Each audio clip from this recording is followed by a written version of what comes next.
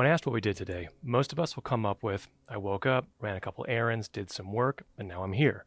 We don't always realize it, but that is a story with a beginning, middle, and end. We woke up in our beds, journeyed out into a new world where we faced trials and challenges, and now we have come full circle to a point where we can look back and reflect on what we've learned.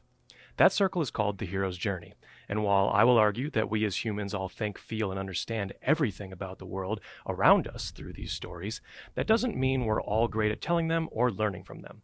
We've all heard a bad story. What did I do today? Well, it's Monday. I saw Janet at the store. Did you know she has a new job?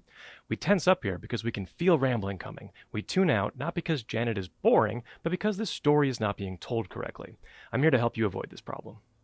First, we are all heroes on a journey, but the circle is called the hero apostrophe S's journey because it is one revolution of thought for one character.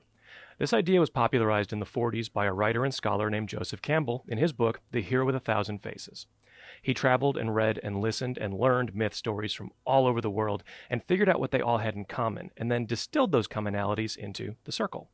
Durga, Hercules, Moses, Spider-Man, and Bilbo Baggins all have a story of going there and coming back again, changed, after having learned something about themselves and of the outside world. By thinking of ourselves as heroes, we can better tell stories about trips to the grocery store. By thinking of others as heroes, we can learn from their mistakes and grow. Next, an important element of every journey is the two-world binary. There's the ordinary world, where the hero begins, and the special world they explore before returning back home. Dorothy's trip from Kansas to Oz is a great visual example from pop culture of this, as the ordinary world is literally black and white so that Dorothy is blinded by radiant technicolor when she enters Oz for the first time.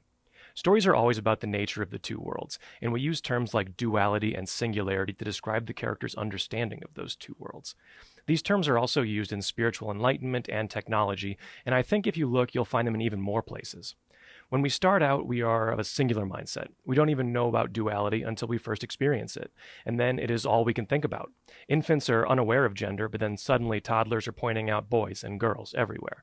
We're alone on a beach and time becomes meaningless, but then we look at our watch and suddenly there was a before now and an after now to be concerned about. Adam and Eve are kicking it in the proverbial garden until they become aware of good and evil, and once they do, they can never go back to the singularity of the garden again. We then talk about reaching the singularity, maybe as what AI will one day become, or how a Buddhist would describe enlightenment. What we are really talking about is mastering both of those two worlds, so that we can get back to the simplicity of seeing everything as one whole. When Luke turns off his lightsaber and tells the Emperor, "You failed, Your Highness. I am a Jedi, like my father before me."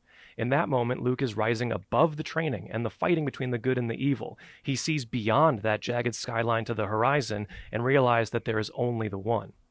Lastly, these stories are often populated with familiar characters. Marvel movies are sometimes populated with actual mythological deities like Thor and Loki, but many other stories feature archetypes like the trickster. This idea of having characters' recurring themes is referred to by Carl Jung as the collective unconsciousness. It is a pool of images that we see when we dream that is coded in our DNA. We have common tropes and stock characters or imagery, and that's okay. In fact, it's great. By utilizing common metaphors and similes, we can make our stories better, because everyone can relate to lying like a snake in the grass or being free as a bird. These are the most common anthropomorphisms around the world since the beginning of time for the concepts of earth and heaven. It is also why cultures on different sides of the world all feature creatures like dragons, snakes that fly like birds, because we needed a middle of the story for the journey between the two. Taking these three basic concepts together, there is a hero on a journey who enters a special world where they face relatable challenges and then come home having changed, are all it takes to understand all examples of storytelling. There was a great Sesame Street segment when I was a kid that made this even easier. Each story has a beginning, middle, and end, and when it's over, we can go back and tell it all again. There's only ever the one story. Joseph Campbell called it the monomyth. What's most important about the monomyth is that you already know it. We all already know it. It's how we think, feel, learn, and dream. What we don't always know is where to look for it, but I hope that now that you have finished listening to this brief introduction, you'll be able to return to your life with this knowledge, where you'll be better prepared for your next journey. Thank you.